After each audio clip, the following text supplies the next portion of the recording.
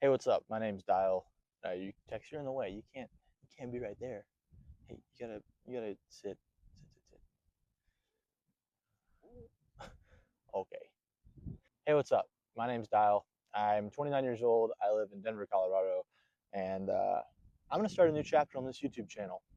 I am starting my third hardware startup, and I'm gonna document that here. We do a lot of off-roading. I've got my dog Tex here. She is a 9-year-old treeing Walker Coonhound.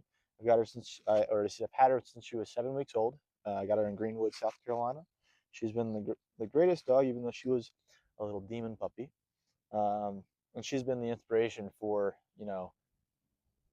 3 of the 4 startups that I've done. Um, so we do lots of off-roading.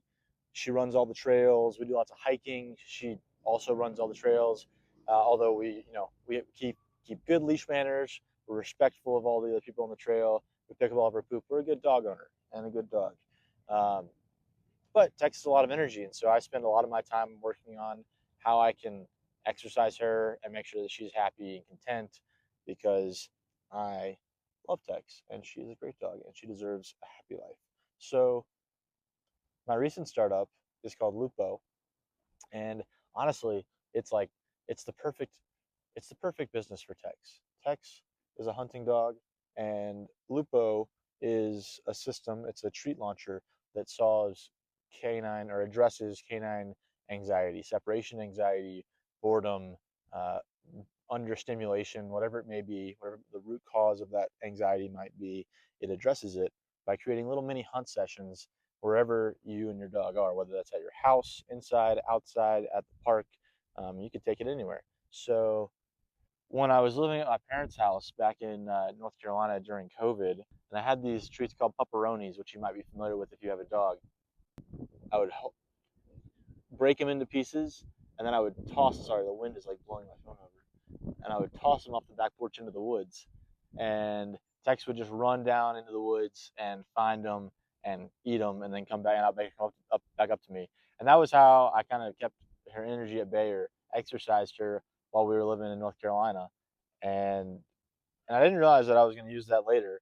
But then when I moved out here to Colorado, we'd go on a 3 or 4 mile hike, and it really wouldn't be effective at tiring her out. So I would find like a hill or something on the side of the trail, and I would take my little treats that I had changed to at that time, some Buddy Biscuit treats, and I would take them one at a time, and I would toss them down the hill, and I would make Tex run down there and get them, and then come back up to me. And we would do that a few times, and that's how kind of extend the hike for her and get her more active and engaged because she really loves doing that. Kind of gives her a little mini hunt session on our hikes. I'll get into Lupo in a minute, but I'll give a little background on me and Tex and our previous ventures. So my first hardware startup was a GPS based wireless dog fence. You may have heard of Halo Collar or Spot On Collar. So I was working on that back in 2018, I think. Lay down. We got a patent granted, and we raised money. We invested over $100,000 in R&D and development. R&D and development. We got our prototypes that were really great, really well designed. And long story short, those prototypes, they ended up having an issue. We were going to have to order more prototypes. At that point, we were 2 or 3 years into development, and the competition had kind of caught up. They also had a patent that was similar to ours. And it was going to cost way too much money and time for a less certain chance of success than we had previously with our time advantage. So I decided we wouldn't pursue that anymore. And then I had another startup in the pet tech space, pet hardware for kind of like a collarless ID for dogs. So like think about like a dog tag, but it attaches to the fur, not so much not via a collar. And that was a decent idea, but again, I didn't know I was not sure what I was doing. I didn't have a market. I didn't have demand. I was just kind of developing for the sake of developing. So I decided to kill that after about a year. And then I had a third startup in the remote control off-road space where you have like these little mini remote control rock crawlers. And I'm big into off-roading. So I had learned about 3D scanning and 3D printing. I went and 3D scanned these really cool off-road obstacles in Moab, Utah, Sand Hollow, Utah, Grant, Johnson Valley, California, and other places in Colorado. And then I scaled them down, miniaturized them, and 3D printed them for those remote controlled rock crawlers, and that was really cool. But I realized in that business we made money. We were actually profitable. One, 3D printing that large, it was relatively large prints, was very difficult consistently to have those printers working. They just kept wanting to die and break, so that was pain. But then also the more the larger issue was the market for that product was very small. I mean, I don't know how big it was. I jokingly say, it's 50,000 people in the U.S. Either way, very small, and it wasn't going to get me where I wanted to go to get to my goals. So I decided to change from that. Girl. Yeah, so I guess it was about the time that I'd started doing the small crawl stuff. My buddy and I were talking about other businesses that we might do together, and I had this idea for a dog activity center. And I thought this was he lived in Charlotte, and there was a business there. I can't remember what it's called, Bark Park or something generic. And it was a place, you bring your dog and you can drink some beer and have a good time. But I wanted to do something that was more structured. I had learned of these activities called barn hunting and fast cat and lure coursing, and I wanted to take those. And they're relatively formal. They have a little bit of a barrier to entry. Um, they're not just like walk up and do. You have to kind of learn what's going on. And so I wanted to make those activities more approachable, um, and expand the addressable market for them. So I was going to bring all of them into basically an activity center and make a bunch of activities for dogs to play. And maybe during the week it would be casual activities, and on the weekends maybe we could do competitions, and give people a reason to brag about their dogs, and get some emotions involved with seeing your dog perform at a certain task that they've been practicing for weeks. And I thought that would be super cool. And I had been doing treat hunting with Tex for a while because of the various living situations we had. It made sense for me to toss treats in the yard and her to go find them. And on top of that, we'd go hiking, and the hikes wouldn't be long enough, so I would take these little treats and find a hill and toss them down the hill and make her run up and down the hill getting the treats, and she just loved it. So I was like, man, I gotta bring this activity into it as well. It was gonna be my contribution to the center. But I realized after looking into the brick and mortar side of it, the real estate side of it, it just wasn't financially going to make sense. It was going to be too expensive essentially to get the real estate to fund the to get the real estate that you needed for that many activities. Come over here. Come over here. Come here. No. Long story short, I did not. decided not to go about the real estate and doing the brick and mortar, but I realized that the tree launcher could probably stand on its own. All right. Well, about a year and a half ago, I decided to start development on our tree launcher. So we really started seriously working on it about a year ago. And so since then, we've made lots of progress. The tree launcher has gone to, this is our second prototype. The first prototype was good. This one will be better.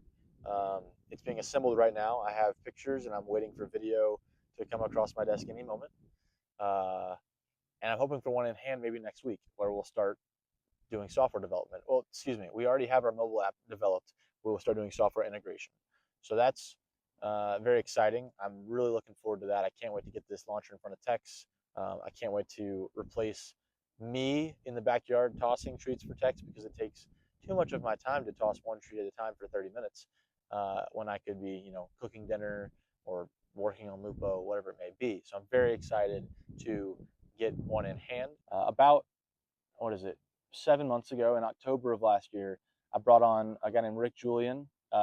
He's a brand specialist and go-to-market strategist, and he helped put together a lot of the strategy behind Loopo. I mean, without him, the brand wouldn't be what it is today. Essentially, him and I built the brand as you see it. The color scheme, the font, the name, descriptions, messaging, branding, storytelling, everything about the brand we put together over the course of about 2 to 3 months, having hired people for previous businesses and startups. I spent a lot of time hiring and interviewing for the few roles that I have so far for Lupo. And I think hiring Rick was one of the best, if not the best moves I made at the time. He brought a level of professionalism and expertise to building the brand that just I haven't seen before. And it really made us look legitimate and positions us well as we're going after funding and drawing in depositors to put down an early $5 deposit for the product. So that was a really good move. One of the things that prompted me to start posting here is that there's not very much hardware startup content on YouTube. In terms of startup YouTube content, it's mostly focused on AI, software, development, that kind of stuff, apps and all that, which is great. We will definitely have a part of that, but we are first and foremost going to be a hardware startup, and at least until that machine is running like a top. But for now, we're a hardware startup, and I'm hopeful that I can post this content and connect with other hardware startup founders out there, because I don't meet too many, and I would love to talk and learn. There's so many things that I don't know that I'm going to have to be facing here in the near future, but I'm very excited to learn about them. So that was kind of one of my things, and one part of the impetus for starting this channel, or not starting the channel, but refreshing it and updating with this content, is to make connections in the hardware startup world, the hardware tech founder world, manufacturing, all of that. Speaking of manufacturing, I guess I'll talk about a little bit about how I plan to go about that obstacle and get that going. We're very close to our near design for manufacturing prototypes. That'll be next. Probably, I would say we're 2 months out from having that design ready and ready to order some more prototypes. And then the go-to-market strategy is we've been collecting $5 deposits since February. We ran ads in February and March, about $2,600 worth, and we got 50 deposits, $55 deposits, which I was just stoked about. That's a pretty awesome conversion rate, especially considering we don't have a product, we don't have any proof, we don't have anything to show people. So good performance there. I'm looking forward to seeing those numbers improve as we get our product. And then after we raised, the goal is about 5,000 signups, or $5,000 deposits, and that goal is based on us trying to do a $1 million Kickstarter campaign. And that's not just a random number I picked out of the air. That is based on covering our manufacturing, molding, tooling costs, and then obviously fulfilling all of the orders that come with that. So I'm anticipating about $300,000 to go towards tooling and molding. I'm aiming on the high end to make sure that I can pay for it, and so that's why we're shooting for $1 million campaign. Is I want to make sure we have enough money to cover $300,000 in tooling and manufacturing startup costs, first units, all that, and that way, when we do get our 5,000 deposits, that will convert into $1 million campaign of whatever that is, 4,500 paying customers. We'll have to fulfill 4,500, 5,000 units, and I want that to go off without a hitch. There's been plenty of failed Kickstarters in the past. Most of them fail because they don't know what their manufacturing costs are to start when they start the campaign, and they change the scope of their project while they're running their campaign. They promise a lot more than they can deliver, and they promise more than they're planning for. So we're not going to make those mistakes. We are going to know all of our costs going into the campaign, and we're going to know our goal, and we're going to know what we have to do, and we're going to know how we're going to achieve it, because we're going to already have been testing our creatives. We've already been testing our creatives. We already have made tons of improvements, and we're going to continue doing that all the way up until we start and launch the actual full-fledged campaign. The Kickstarter will go live probably September, maybe October, depending on how hardware progresses, and we'll have a very good idea of how we're tracking up until that point when we launch. So I'm very optimistic and confident in our performance over the next 6 months or so. I guess that's about 6 months. We've also applied to a pitch competition. I have also applied to a pitch competition and an accelerator. The pitch competition is by Deal.com. I also applied to an accelerator called the Leap Venture Studio Accelerator, and they specialize in the pet industry, pet care, sponsored by Mars Pet Care.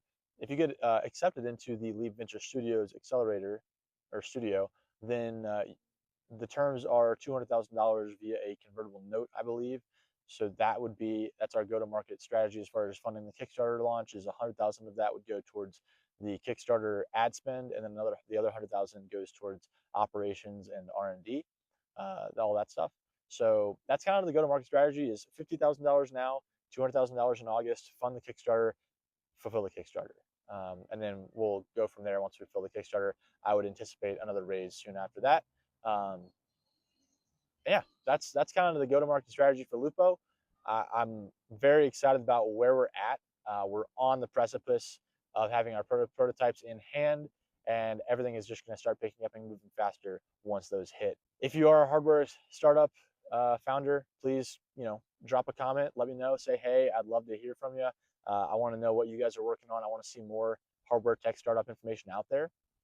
And if you're interested, please subscribe. I'm going to be posting, weekly videos on here. I don't know if it's gonna be somewhat about Lupo, maybe some Lupo updates, maybe some off-roading, maybe some hiking, some thoughts on the trail, and then if you're interested in Lupo itself, the treat launcher, if you have a dog who maybe you have to go to work and they stay at home for 5 hours a day or 8 hours a day, maybe you just want to be able to engage with them, give them a hunt session like they prefer when you're cooking dinner. You can't get out and walk them as much as you want to, or you just think it'll be fun and you want to see your dog do some hunting in your yard or in your house just because, and because they'll love it too. I'm going to put a link in the description to sign up and drop a $5 deposit if you're interested. And thank you so much for watching. I appreciate it, and we'll talk soon.